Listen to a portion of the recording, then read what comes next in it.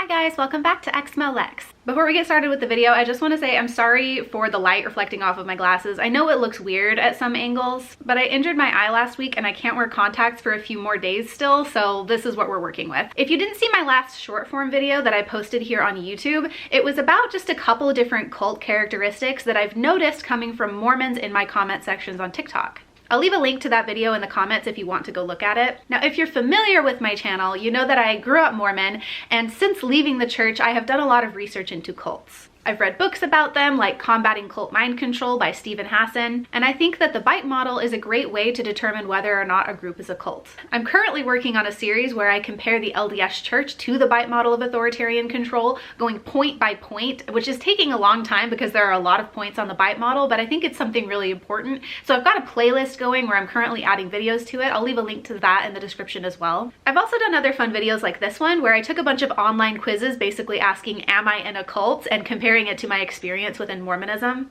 Now, that last short form video I did where I pointed out a couple of cult characteristics that line up with the Mormon church, a lot of people saw it.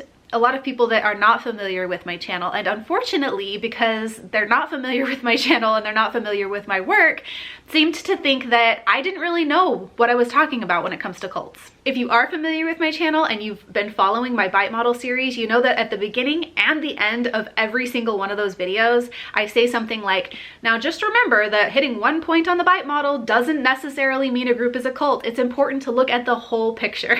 I go out of my way to say that and emphasize that in every one of those videos because it's true. And I've kind of spaced those videos out. I haven't been making one every single week. And so I want to make sure that if anybody is like joining the series, they're seeing that right away. Most of those videos are like 10 to 15 minutes long, and I don't think it's like onerous to add that little disclaimer before and after every one of them. But with this short form video, because it was only 3 minutes long and I was just gonna put it on TikTok, I didn't add that disclaimer. So when a bunch of people who are new to my channel watch that video, you know, some of them understood what I was getting at, and some of them are people who have been here before, but there were some people who were saying things like, well, just because they delegitimize former members, that doesn't mean they're a cult. Or just because they have secrets you don't find out until you join, that doesn't mean they're a cult. And I actually agree with those people to a certain extent. If the only characteristic of a cult that a group had was that they had some secrets, that doesn't mean they're a cult. Or if the only sign of a cult that group had was that they discount or devalue the experiences of former members, that wouldn't necessarily mean they're a cult. The signs and characteristics of a cult that I talk about are just red flags. And because people are not perfect, organizations or groups or churches that are created by people are not going to be perfect either, and a lot of them will have some red flags. So if you are new here, I just want to emphasize that I understand that having one or two characteristics of a cult does not necessarily mean that a group is a cult.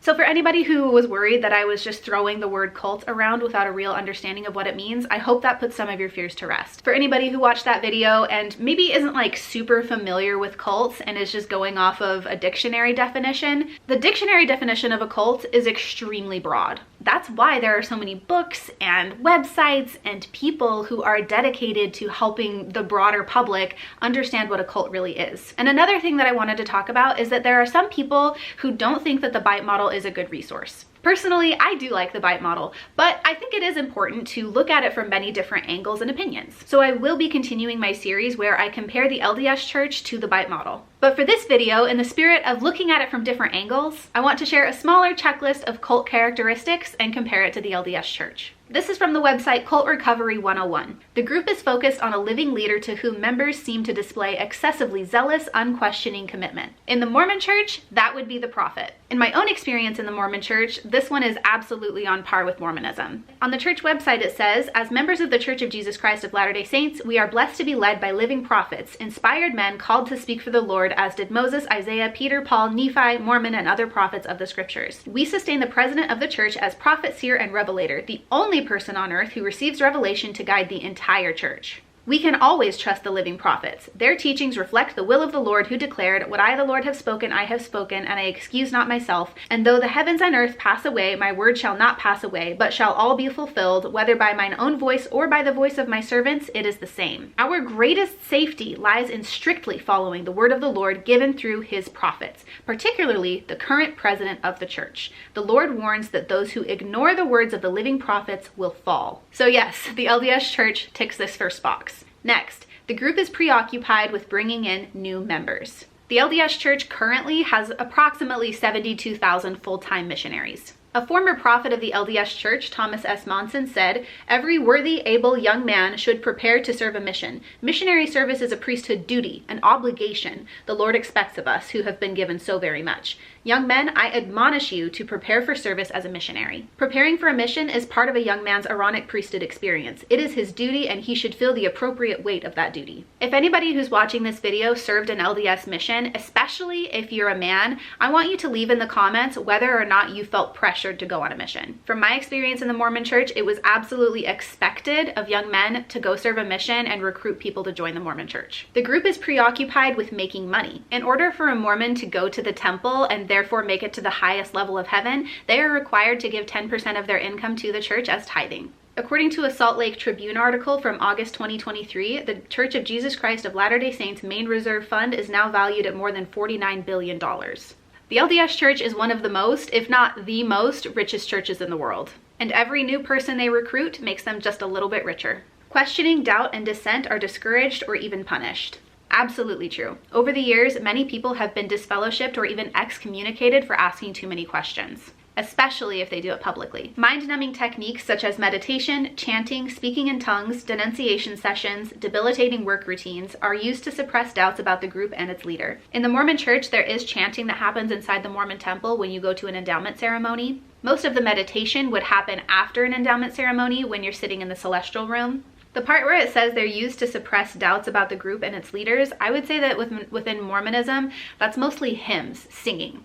I was taught many times when I was growing up that if I had doubts or bad thoughts, that I should sing hymns to myself. The leadership dictates, sometimes in great detail, how members should think, act, and feel. For example, members must get permission from leaders to date, change jobs, get married. Leaders may prescribe what types of clothes to wear, where to live, how to discipline children, and so forth. In Mormonism, there are a lot of arbitrary rules about what the members are allowed and not allowed to do. Mormons are not supposed to drink tea, coffee, or alcohol. Mormons are not supposed to get more than one ear piercing in each ear, and only if you're a woman. Mormons are not supposed to wear immodest clothing. Mormons are not supposed to go to R-rated movies. Mormons are not supposed to say swear words. Mormons are supposed to wear these specific underwear after they've been through a Mormon temple endowment ceremony. Mormons are not supposed to get tattoos. In the past, they weren't supposed to play with face cards or be cremated. The group is elitist, claiming a special exalted status for itself, its leader, and members. For example, the leader is considered the Messiah or an avatar. The group and/or leader has a special mission to save humanity. The Mormon Church loudly and often proclaims itself to be the one and only true church on the face of the earth. Mormons exclusively have the full truth. The group has a polarized us versus them mentality, which causes conflict with the wider society. This is absolutely true, and if you don't believe me, take a look in the comment section of any of my TikTok videos. The group's leader is not accountable to any authorities, as are, for example, military commanders and ministers, priests, monks, and rabbis of mainstream denominations. The group teaches or implies that its supposedly exalted ends justify means that members would have considered unethical before joining the group. For example, collecting money for bogus charities. I'm curious to hear what you guys think about this one. I think that on some level, this does apply, because I think that the church is rich enough to buy its way out of trouble if need be. But on the whole, I would say that this one applies less than the others. The leadership induces guilt feelings in members in order to control them. Members' subservience to the group causes them to cut ties with family and friends and to give up personal goals and activities that were of interest before joining the group. Members are encouraged or required to live and/or socialize only with other group members. This one had a lot of different things in it, so let me go point by point really quick. The leadership induces guilt in members in order to control them. Absolutely yes. Members' subservience to the group causes them to cut ties with family and friends. I have personal experience with this one. My husband's parents disowned us a couple years after we left the Mormon Church. It wasn't entirely because we left the church, but that played a big role. And give up personal goals and activities that were of interest before joining the group. This one would depend on what interest you had. If your interest required you to either work or play sports on Sundays, yes, then you might have to cut ties with that. If your interest was wine tasting, yes. It really depends on what it is. And members are encouraged or required to live and/or socialize only with other group members. I wouldn't say that Mormons are required to do that, but they are encouraged to mostly socialize with other Mormons, and definitely encouraged to only marry another Mormon. On the whole, out of these 10 different cult characteristics, I would say that Mormonism hits about 8.5 out of 10 of them. I hope you guys enjoyed the video. For anybody who's not a fan of the bite model, I hope you liked this one a little bit better. better. I will, however, be continuing that series where I compare the LDS Church to the Bite model, so look for that in the future. Let me know your thoughts in the comments. Thank you so much for being here. Special thank you to my patrons for supporting the channel. I appreciate you guys so much. An extra special thank you to Doug Davis for supporting at the Demon tier on my Patreon. If you guys would like to support the channel and the work I do here, there are links to do so in the description below. Thank you for being here, and I'll see you next time. Bye!